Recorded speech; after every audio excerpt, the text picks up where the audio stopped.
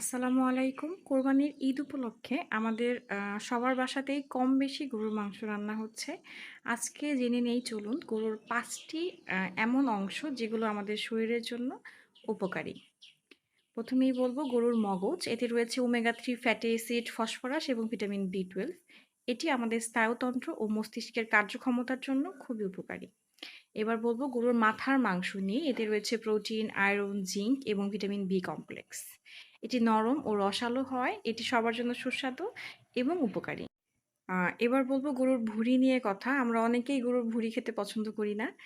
যারা পছন্দ করি তাদেরকে জানিয়ে রাখি এতে রয়েছে উচ্চ মাত্রায় প্রোটিন এবং জিঙ্ক, এটি হজম শক্তি উন্নয়নে খুবই সহায়ক। এবার বলবো গরুর নলা, এটাকে বলা হয় বিফ ম্যারো বোন যেটা। এতে রয়েছে আয়রন ও ফ্যাট সলিউবল ভিটামিন। এটি আমাদের শরীরে শক্তি ফেরায়।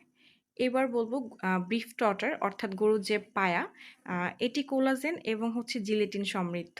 এটি আমাদের ত্বক, হাড় এবং জয়েন্টের জন্য খুবই উপকারী।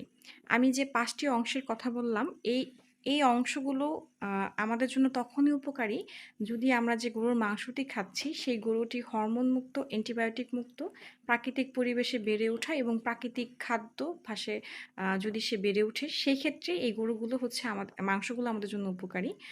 যদি দেখেন যে গরুগুলোতে আজকাল ইনজেকশন দেয় বা বিভিন্ন ধরনের ক্ষতিকর খাবার খাইয়ে গরুকে মোটা-তাজা করে, এই ধরনের মোটা-তাজা গরু যেগুলো আছে, এগুলো এভয়েড করাটাই ভালো। এগুলো আমাদের জন্য ক্ষতিকর আসলে।